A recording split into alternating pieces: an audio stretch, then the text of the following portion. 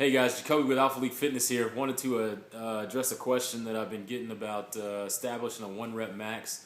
Uh, there's a few questions about how do you go about getting your 1 rep max, what weights do you choose, how should you progress moving up, and that sort of thing. So the first thing that you always want to do is you always want to make sure you're warmed up. So the first thing you want to do to warm up is always do something dynamic. You never want to statically stretch cold muscles. So you can do anything from running a 400 to 600 meters at a light or moderate pace, or using any other form of probably aerobic equipment that you have. If you have an Airdyne or a bike or a rower, basically you want to row or do something like that for 2 to 3 minutes just to get warmed up, get the muscles warm, get the blood flowing.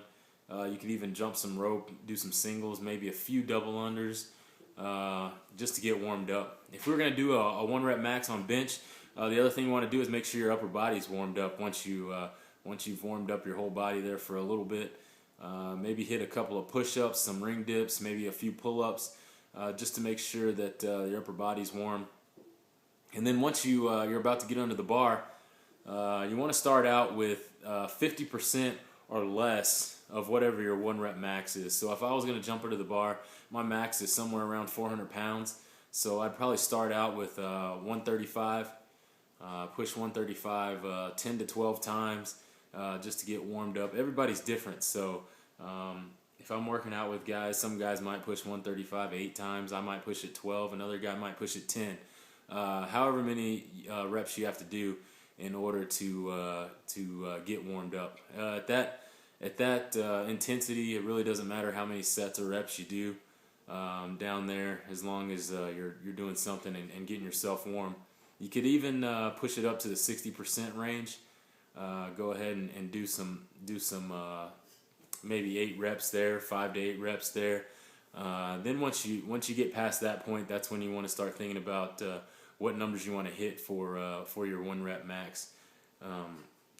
If the last time you maxed out, let's say you maxed out at 385 on bench, if you max out at 385, then you don't want to do any more than probably 5 sets whenever you're maxing out. So go ahead and choose your numbers accordingly. If you've got what you maxed out on last time, put that somewhere in the middle. So if I maxed out at 385 my last time that I maxed out, then I'm gonna probably start out at somewhere probably around 345, and then once I hit 345, I'll hit 365, and then I'll probably go for 385. If 365 was really hard, then I might go 365, try 375, and then go to 385. If I get 385, I might, depending on what that lift felt like, if I got it real easy, I might go up to 395 or 390 or even 400 or 405. It's all going to depend on how you feel that day and how your previous lift went, and that's going to be different for everybody. And you're going to have to, once you start lifting, you'll start understanding what it feels like when you're under the bar.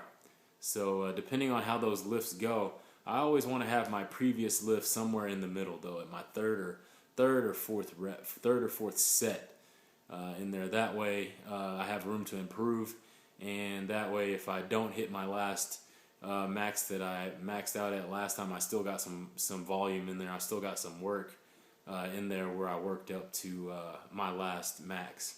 If you don't hit the last max that you hit last time you maxed out, it's not the end of the world. Usually when we're strength training, you're going to fluctuate in there 10 or 15 pounds because our bodies don't work on a linear progression. So we go in waves. So as long as over time, if you plot out your maxes on a sheet of paper over time, as long as those maxes are going up over time, then you're good to go.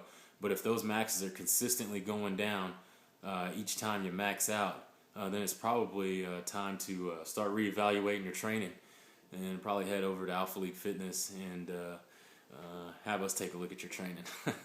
But like I said, if you don't make it there that time, then it's fine. Just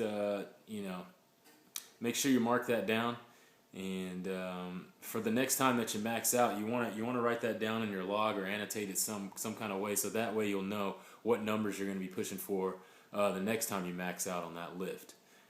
So if I missed 385, but I missed it on the lockout, and I just barely missed it on the lockout, I'm going to be pretty confident that I can hit that number the next time it comes up. So I'm going to annotate that, and I might skip that number altogether. I might just skip 385 and go directly to 390 on the next time I max out, or I might try it again. It all, like I said, it all depends on how you feel and how you're feeling on that lift. There's a lot of different factors that factor in when you're maxing out as well. Are you hydrated? Is your nutrition correct on that day? Did you get enough sleep the night before? How much stuff have you been doing the weeks prior? Are you stressed out? If you got a stressful job, that all those things can affect your strength. But like I said, if as long as those numbers are going up over time, you're going to be good to go. And also keep a smile on your face as well.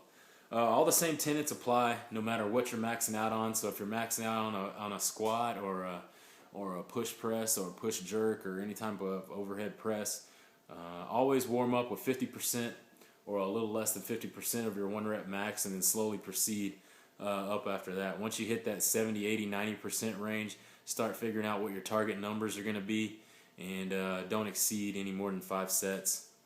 And then just keep pushing out from there. Always know how you feel, engaging on where you're at. That way you'll know what numbers you want to hit next. If you got any more questions, you can always contact me at Jacoby at alphaleaguefitness.com. That's JACOBE at alphaleaguefitness.com.